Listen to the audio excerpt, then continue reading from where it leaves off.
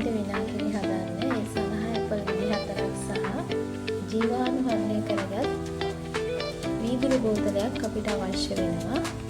ඒ සමග ලුණු තේ හැන්දක් සහ සීනි තේ හැඳි දෙකක් අවශ්‍යයි. පළමුවෙන් අපි සෝදාගෙන පොඩි කෑලි වලට කපා ගන්න ඕනේ මේ ආකාරයට. වීදුරු දෙකක් දාන්න පුළුවන් මොකද ලොකු ප්‍රමාණයක් තියෙන්නේ. දාලා